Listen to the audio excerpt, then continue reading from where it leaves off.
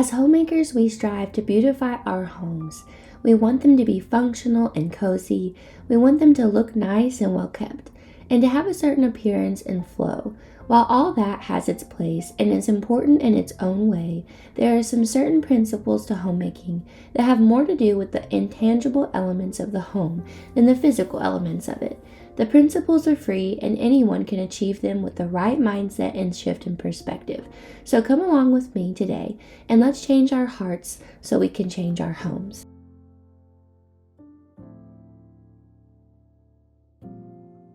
So much of the home is what we feel when we are present in it. And while we can place certain lamps in cozy nooks and corners, hang greenery in just the right welcoming places, light a nicely scented candle, all of those are lovely attributes of a home and create an atmosphere in a way. However, the true atmosphere of the home comes from a deeper and more meaningful place.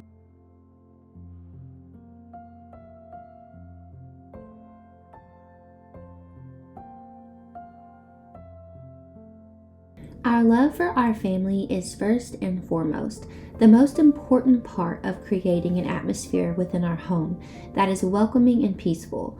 When we share our love for our family, we are choosing every day to devote ourselves and serve the needs of those who are present in our homes. Whether that be by meals we're preparing for them, laundry that we're washing and taking care of and keeping up for them, or by sitting down for some one-on-one conversation.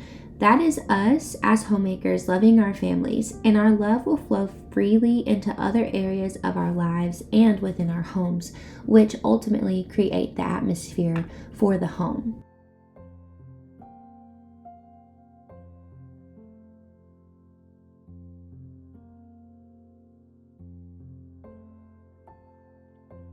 We need to ask ourselves, what is our attitude toward our home and toward the ones that are within our home?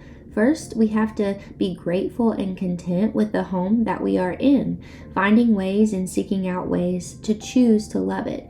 Whether that be just by realizing you're thankful that you have a roof over your head, or you find a cozy corner in your home that just feels and reflects your sense of style. Whatever it is and in whatever way, we need to seek out that contentment.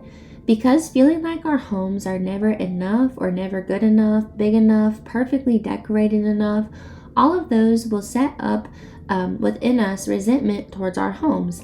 And that affects our attitude towards our home, and it can also affect our attitude towards the ones that are within our home.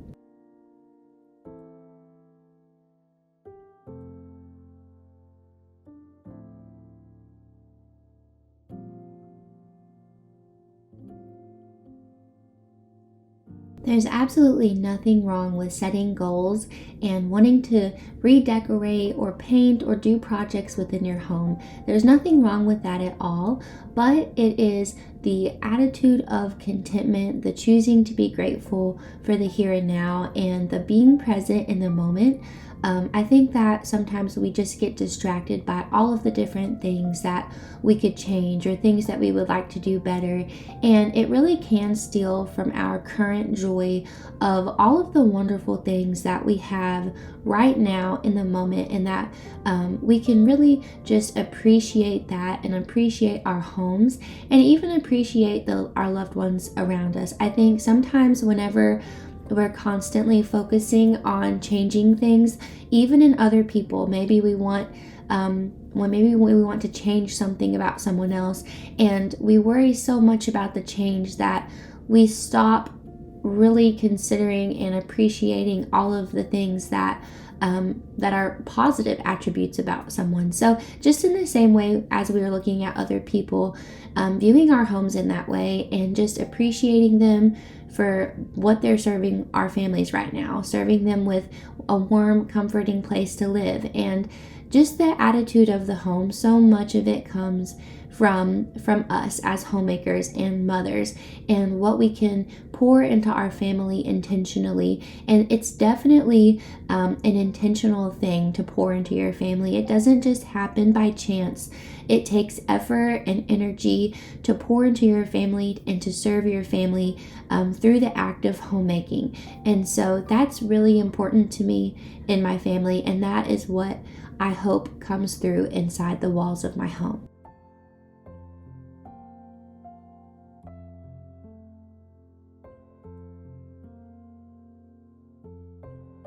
I know as homemakers, we are so busy with so many different tasks, and our plates can feel so full that sometimes we just feel like we don't have any more to give. But one of the things that I've really been trying to focus in on is quality time within the walls of our home together, because my husband works, and his job can be stressful and it can be demanding and all of those things. And so we do have to try to be intentional about quality time. And there's so much to get done, but I just ask myself, and I try to reflect on these questions pretty regularly, and just consider if we're really truly planning and plugging in quality time with each other.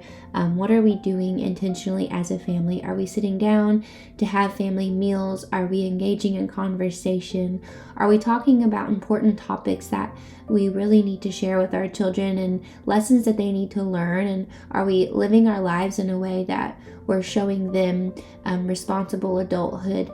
And those are really important to me, and those are all factors of the home. Homemaking is so much more than cooking and cleaning and caring for the home, because especially if you're raising children at home, or even if you're already past the point of raising children and you're grandparents and you're still in that homemaking season, but you're a grandparent, children and family members are still around every single day. That is a big part of homemaking, caring for aging parents, or caring for other siblings or other family members, or caring for neighbors. Those are all parts of homemaking that I think people forget about, that homemakers tend to step up and kind of take care of the other people that are in their circle. And so that is another part of servant-hearted homemaking, and it's an important part to me, and it's a part I try not to forget often, because I think that the relationships in our lives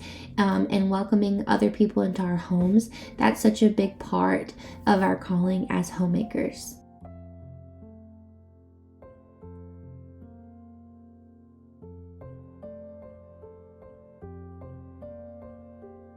My oldest son is getting ready to turn 9, and I came home and started homemaking and being a stay-at-home mom when he was about 3 months old. And so I have been doing this for almost 9 years now.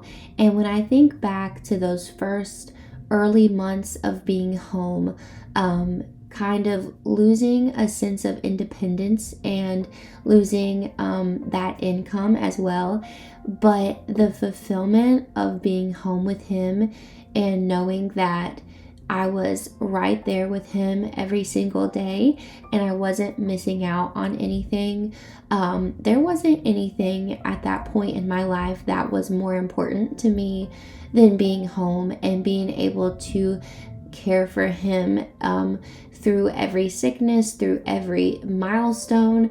And now that I look back, and I've had 3 children, and they are a little bit older now, and they're more independent now, and they're not toddling around.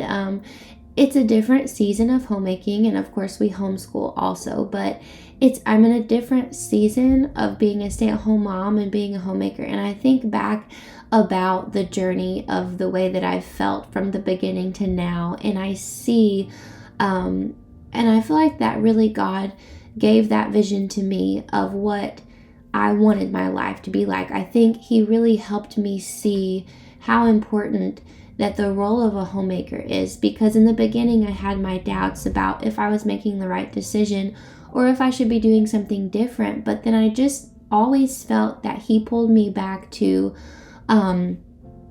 being able to really truly see the full vision of being a homemaker, and how that would help my family, and how that was what my family needed from me during this season. And so it really hasn't changed for me. I've felt the same exact way that I felt from whenever I feel that God really spoke that to my heart. And so I still feel the same way. I still feel that it's so important to serve my family. And I wasn't planning to homeschool necessarily. It was something that I had considered doing, but then now we are homeschooling. And so even through that journey, I feel like that God is showing me, and just in laying different things on my heart to see the full vision, to see the outcome of what I want from my life and my children's lives. And so as homemakers, and my mom got me this shirt, and I just think it's so sweet because it says motherhood is kingdom work, and so is homemaking. Homemaking and motherhood are both kingdom work.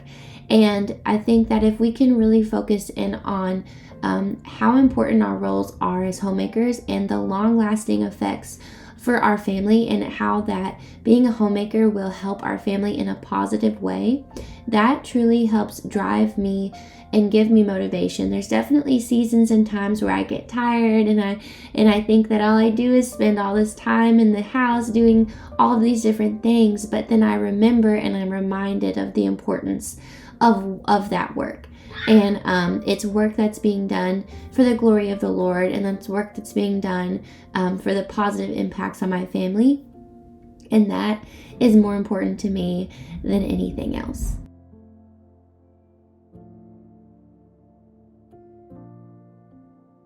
I hope that you all enjoyed today's video and that it offered some nugget of wisdom, some nugget of inspiration or motivation for you as a homemaker. And if you're struggling with your worth as a homemaker, I hope and pray that you can see that you are doing important work, and work that is positively impacting your family and will continue to impact your family for generations to come. It's important work. It's God-honoring work, and pouring into your home is something that you will absolutely never regret doing. Like I said, I've been doing it for 9 years now, and I don't regret a single minute of it, even though there has been sacrifices that I've had to make. It has been worth it to me and worth it to my family, and I'm now seeing the fruits of that labor over the course of that amount of time. And so I just hope that you all can take this video and pour this wisdom out to other homemakers and mothers, and that y'all have a wonderful weekend. I'll see you on Tuesday.